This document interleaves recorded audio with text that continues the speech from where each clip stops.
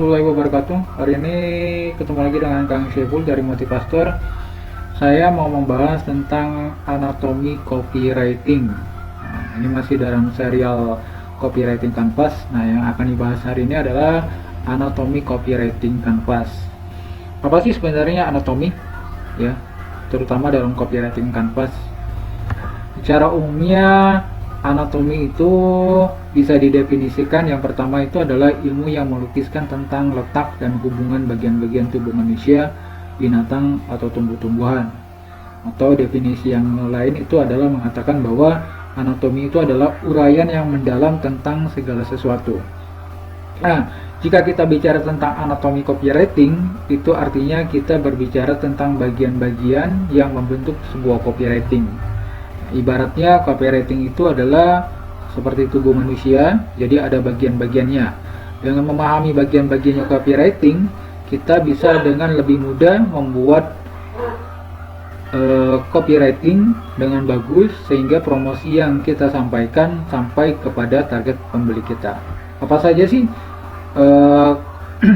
anatomi yang ada dalam copywriting itu umumnya, secara umum? Yang pertama itu adalah headline, yang kedua itu adalah benefit, yang ketiga itu adalah proof, yang keempat itu adalah offer, kemudian yang kelima itu adalah FIQ. Nah, FIQ ini berkaitan dengan biasanya pertanyaan-pertanyaan yang sering muncul ketika pembeli atau target market kita mau membeli produk yang kita tawarkan. Nah, hari ini saya akan membahas kelima anatomi copywriting itu dalam bagian yang disebut copywriting kanvas. Maka judul dari vlog ini adalah anatomi copywriting kanvas. Nah, bentuknya ya, bagaimana penjabaran kelima anatomi ini dalam copywriting kanvas itu adalah seperti ini.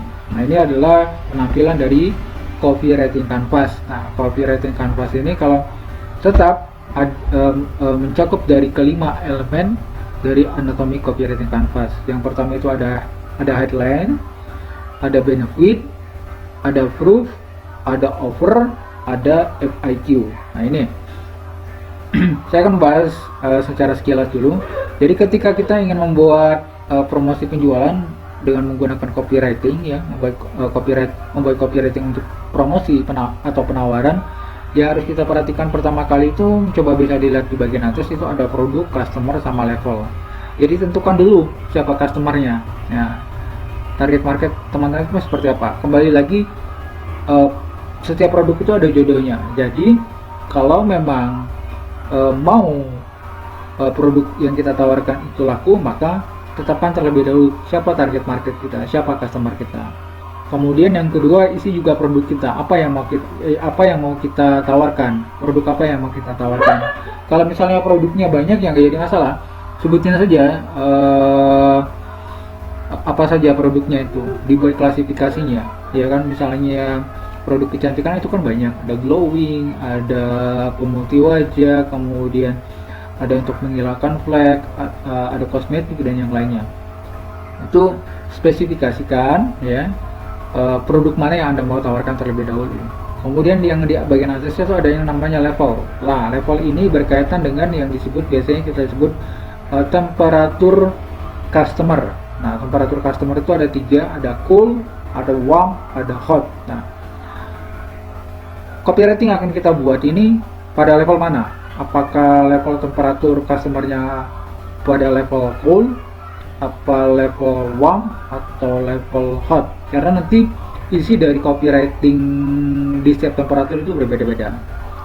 Yang kemudian yang di bawahnya itu ada headline.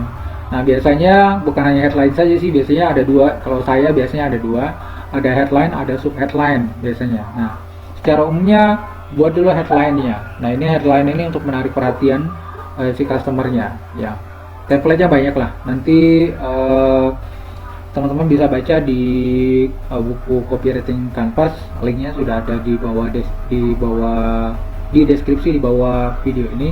Nanti bisa teman-teman klik di situ kalau ingin tahu template-nya. Jadi template itu memudahkan teman-teman untuk membuat headline secara bagus dan tepat. Kemudian benefit. Nah, benefit itu ada 2, ada problem ada solution. Jadi masalah apa yang dihadapi oleh konsumen. Nah, ini yang teman-teman harus definisikan dengan betul.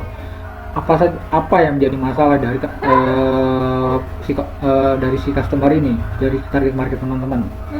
Kalau pernah nyimak video saya yang sebelumnya tentang false belief, biasanya ada 3 bagian yang menjadi problema si customer ketika ingin membeli produk kita. Yang pertama, problem itu adalah dengan false belief vehicle, jadi berkaitan dengan produknya itu sendiri. Kemudian false belief internal, berkaitan dengan dirinya, kemampuan dirinya menggunakan produk tersebut. Yang ketiga itu adalah false belief eksternal. Nah, teman-teman harus bisa mendefinisikan ketiga false belief ini sebagai problema, dan dari 3 false belief inilah yang mesti teman-teman jawab nantinya. Kemudian di benefit itu ada solusinya. Nah, solusinya ini adalah menjawab daripada problem yang ada pada false belief si konsumen itu, target market teman-teman. Nah, ini yang harus dijawab. Ketiganya itu harus dijawab. Jadi minimal 3 saja lah, nggak usah mesti banyak-banyak. Jadi 3 itu sudah cukup. Kemudian anatomi yang berikutnya itu adalah proof. Ini bukti. Nah, bukti itu ada authority, ya, dibagi dalam 3 bagian. Ada authority. Nah, ini coba kaitkan produk teman-teman itu dengan sumber terpercaya. Mungkin kata-kata para ahli atau tokoh selebritis atau yang lainnya yang pernah menggunakan produk sejenis dengan teman-teman jual. Kalaupun tidak ada yang produk yang teman-teman saat ini, misalnya teman-teman belum memiliki authority yang memberikan review terhadap produk teman-teman, cari yang sejenis lah gitu kan. Kemudian social proof, ini tunjukkan juga bahwa sudah banyak orang yang menggunakan produk teman-teman.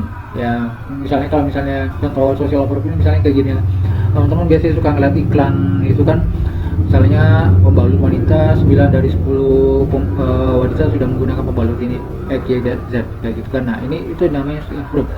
Nah, teman-teman cari social proof-nya dari orang yang sudah menggunakan. Berapa banyak yang sudah menggunakan produknya? Coba riset deh, coba cari tahu lebih banyak tentang social proof-nya. Yang kelima, yang selanjutnya di proof itu adalah testimoni.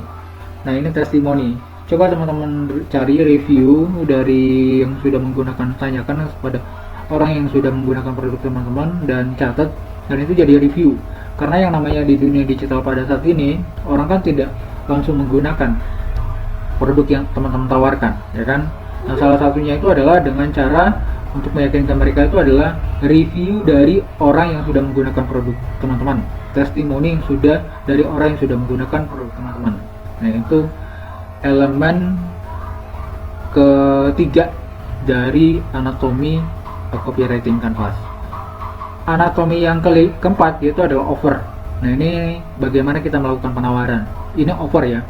Nah, yang berkaitan dengan offer itu adalah seperti yang dikatakan mentor saya namanya Russell Brunson, bahwa sebenarnya kalau misalnya produk kita tidak laku itu bukan masalah produk kita yang kurang bagus, tapi biasanya cara kita menawarkan produk kita itu yang kurang tepat yang bagi di mata konsumen kita. Jadi kalau misalnya tidak bermasalah, perbaikin offernya.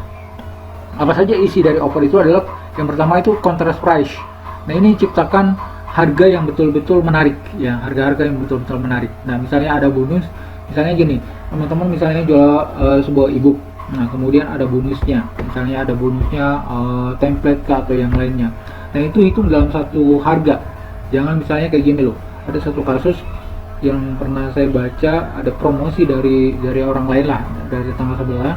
Dia nawarin sebuah pelatihan, harga pelatihannya awalnya 3 juta, kemudian anjlok menjadi, katanya misalnya kalau misalnya produk ini terlalu mahal, saya turunin jadi 500. Kalau misalnya jadi masih lebih mahal lagi, saya turunin jadi 150. Ini adalah harga yang terbaik yang bisa sebagai promosi kepada teman-teman. Jadi orang nanti tidak terlalu menghargai dari produk yang teman-teman tawarkan kayak gitu.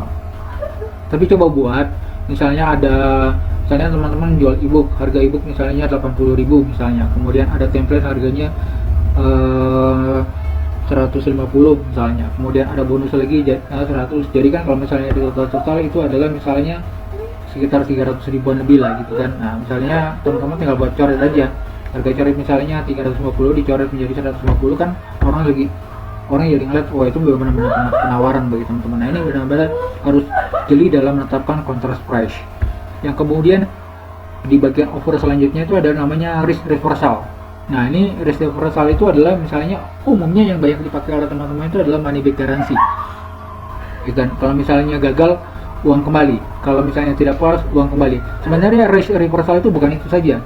Jaminan teman-teman ketika orang menggunakan produk teman-teman itu adalah berhasil, kayak gitu. Jaminan ketika orang mengikuti pelatihan teman-teman berhasil setelah mengikuti pelatihannya. Nah itu juga termasuk dalam yang namanya risk reversal, bukan hanya money back garansi. Ini maksudnya harus benar-benar diperhatikan. Yang ketiga di bagian dari offer itu adalah call to action. Ajakan bertindak. Ajakan bertindak itu bisa klik link di bawah ini, bisa pesan di bawah ini, pesan segera, dan yang lain. Atau misalnya ingin mengikut pelatihan ini, isi data Anda di bawah ini dan dapatkan linknya. Nah, itu juga namanya, kategorinya namanya call to action. Jadi tetapkan dulu call to action itu apa yang mau ditargetkan dari penawar yang rekan-rekan berikan kepada customer teman-teman atau target market teman-teman.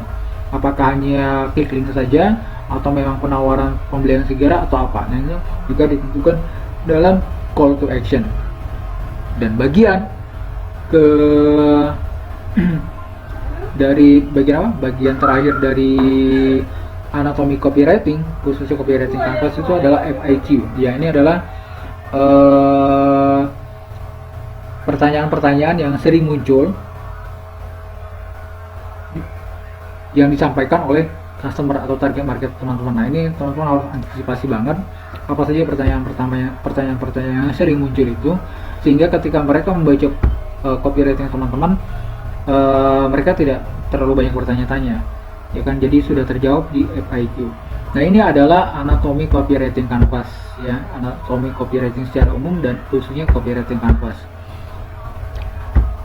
Menariknya copywriting canvas ini, teman-teman tidak mesti harus runut buatnya dari headline dulu, kemudian ke benefit, ke proof offer, kemudian FAQ. Bisa mulai dari mana saja.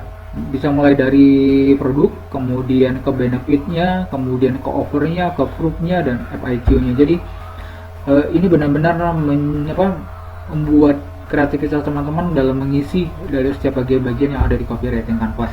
Nah ini yang menariknya dalam copywriting canvas. Nah mudah-mudahan penjelasan saya berkaitan dengan anatomi copywriting canvas ini bisa membantu teman-teman dalam menyusun setiap promosi yang teman-teman sampaikan kepada target market teman-teman. Terima kasih. Assalamualaikum warahmatullahi wabarakatuh. Nah, jangan lupa jika memang tertarik dengan materi anatomi copywriting ini, bisa baca lebih detail lagi di buku Mas Darmawan Aji Copywriting Canvas, langkah mudah menulis copywriting tanpa pusing. Nah, untuk melihat detailnya linknya ada di bagian deskripsi di bawah video ini.